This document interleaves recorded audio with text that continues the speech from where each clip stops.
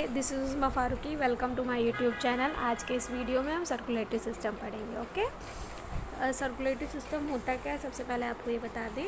वो सिस्टम जो बॉडी के डिफरेंट पार्ट में oxygen, nutrients and other essential substances को पहुंचाने का काम करता है, उसे क्या बोलते हैं?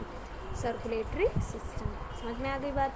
हमारे सर्कुलेटरी सिस्टम में ब्लड आता है, ठीक है, हार्ट और ब्लड वेसल्स। ठीक, तो हम सबसे पहले आपको ब्लड के बारे में पढ़ाएंगे। आप लोग को पता होगा ब्लड क्या होता है। ब्लड क्या है? हमारा कनेक्टिव फ्लूइड टिश्यू है। मीन्स ये क्या होता है? लिक्विड फॉर्म में होता है। ब्लड कैसा होता है? लिक्विड फॉर्म में होता है। और कनेक्टिव का मतलब क्या है?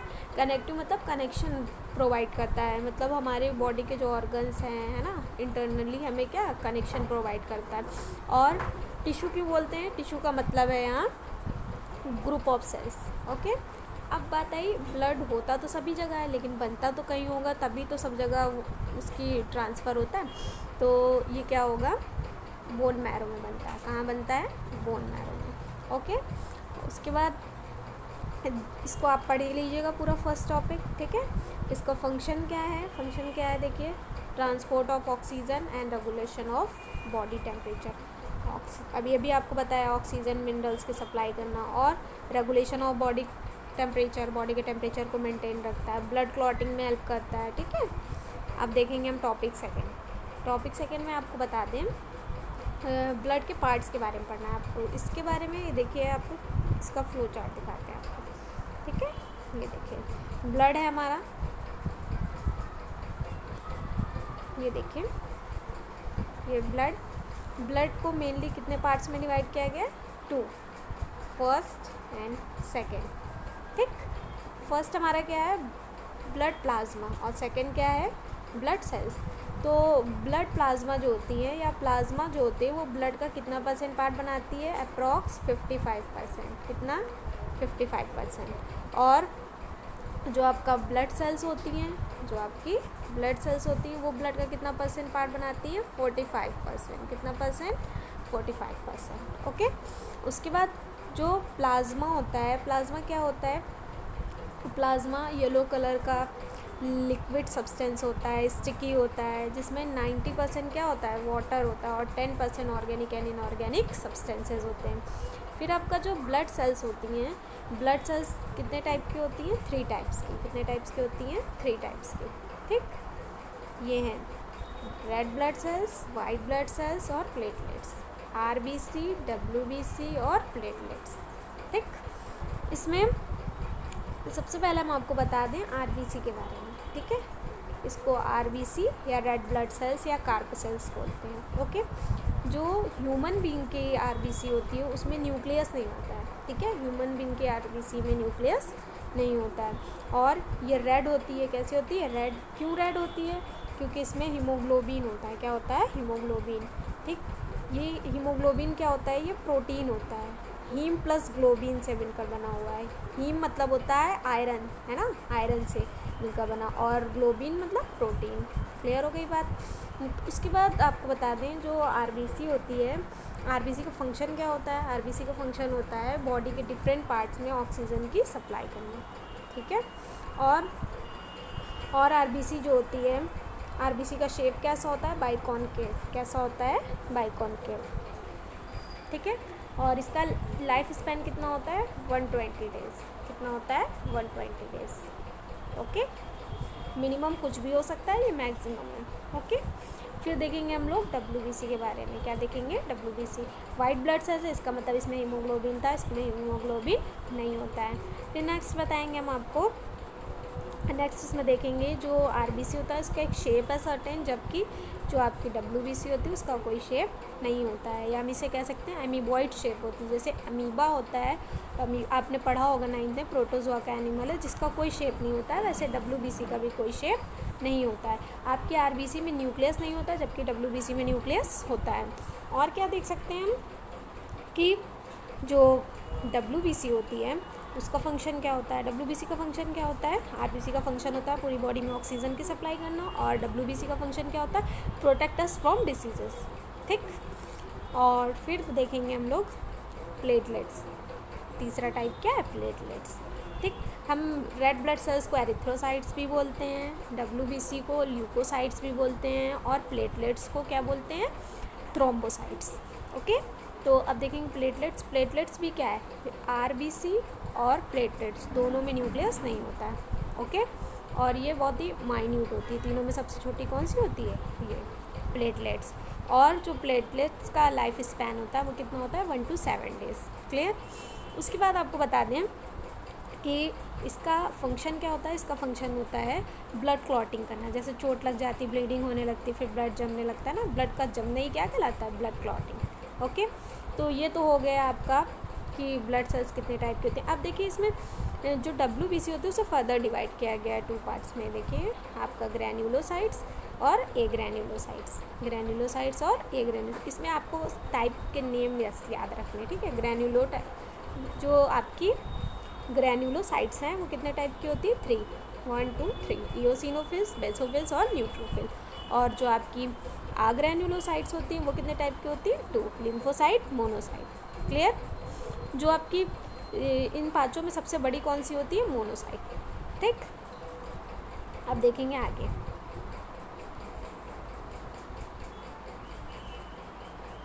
आप टॉपिक फर्स्ट और टॉपिक सेकंड के टॉपिक कर लेंगे पूरे और अच्छे से इसको पढ़ लेंगे, ठीक है। फिर आपका आएगा टॉपिक थर्ड में आपको बता दें जो आपकी ब्लड होता है ह्यूमन बींग के ब्लड में कितने टाइप की प्रोटीन होती है, 2 टाइप की। कौन कौन सी, एंटीजन और एंटीबॉडीज़। ठीक है। एंटीजन्स क्या होते हैं, एंटीजन कहाँ होते हैं, ब्लड में पाए जाने वाले प्रोटीन तो कहाँ होते हैं ब्लड में, ये भी पता होना चाहिए। तो एंटीजन्स क्या होते हैं, आउटर मेम्ब्रेन ऑफ RBC। और एंटीबॉडीज़ कहाँ होते हैं, प्लाज्मा में। एंटीजन भी 2 टाइप के होते हैं, एंटीजन A, एंटीजन B। और एंटीबॉडीज़ भी 2 टाइप के होते हैं, antibody A, antibody B। Clear.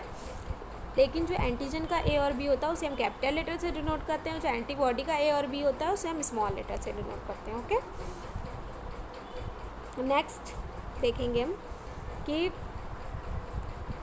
Topic 4।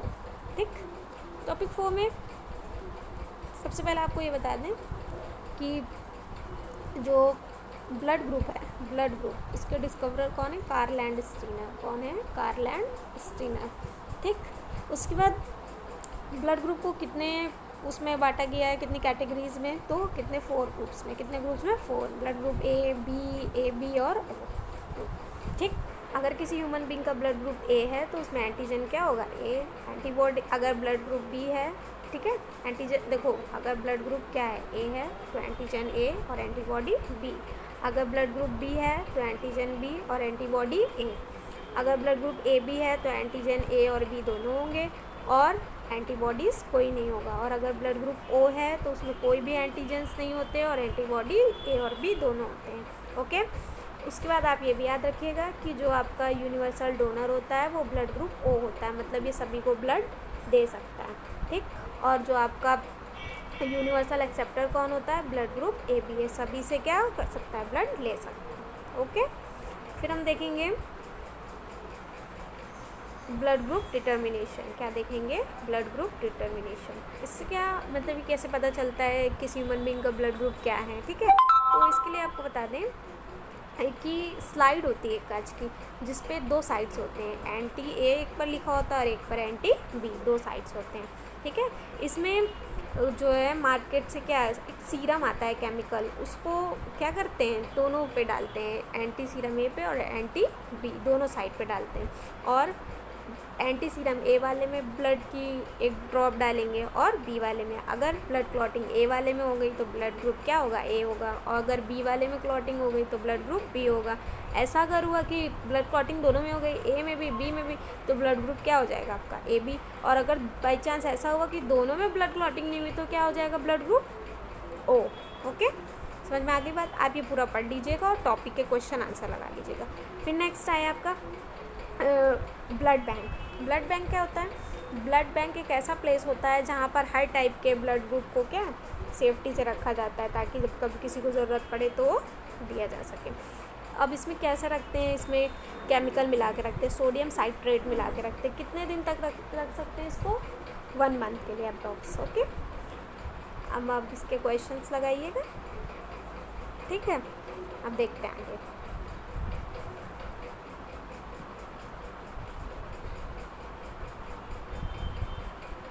यहाँ पे आपका आया टॉपिक 5। टॉपिक 5 में है आपका, टॉपिक 5 में आपको बता दें क्या पढ़ना है, हार्ट के बारे में, स्ट्रक्चर ऑफ ह्यूमन हार्ट, ठीक है। देखिए आपको बताया था ना सर्कुलेटरी सिस्टम में हमारा ब्लड, हार्ट और ब्लड वेसल्स आते हैं। हम ब्लड पढ़ चुके हैं, अब हम लोग क्या पढ़ रहे हैं, हार्ट के बारे में। तो स्ट्रक्चर ऑफ हार्ट में देखेंगे हम लोग,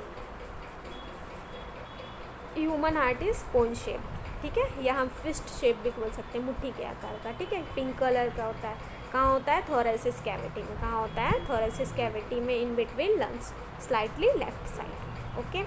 जो हमारा हार्ट होता है वो क्या होता है, डबल मेम्ब्रेन से कवर अप होता है, उसे क्या बोलते हैं, पेरिकार्डियम। क्या बोलते हैं, पेरिकार्डियम। समझ में आ गई बात। उसके बाद heart is situated in pericardial cavity, ठीक। नेक्स्ट आप देखेंगे जो पेरिकार्डियल कैविटी होती है उसमें क्या होता है, फ्लूइड होता है, लिक्विड, जिसे क्या बोलते हैं, पेरिकार्डियल फ्लूइड, जो क्या मॉइस्चर प्रोवाइड करता है, फ्रिक्शन से बचाता है, ये आप पढ़ लोगे। Next, heart is divided into 4 chambers. जो ह्यूमन हार्ट होता है वो कितने चैम्बर्स में डिवाइड होता है, 4, ठीक है। कितने चैम्बर्स में, 4। देखिए ये है आपका राइट ऑरिकल या राइट एट्रियम बोलते हैं इसको, ठीक है। और आपका ये क्या है, लेफ़्ट एट्रियम है। उसके बाद ये राइट वेंट्रिकल है और ये क्या है, लेफ़्ट वेंट्रिकल है। समझ में आ गई बात। इसके बाद देखेंगे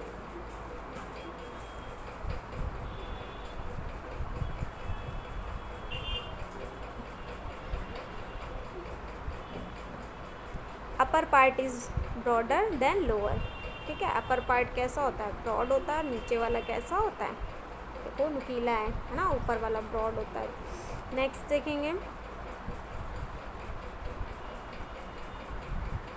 anterior and posterior vena cava open in right auricle and pulmonary veins open in left auricle. ये आप उसमें पढ़ेंगे इंटरनल वाले में, ठीक है। अभी आपको इसमें इतना ही पढ़ना है। फिर नेक्स्ट देखेंगे हम लोग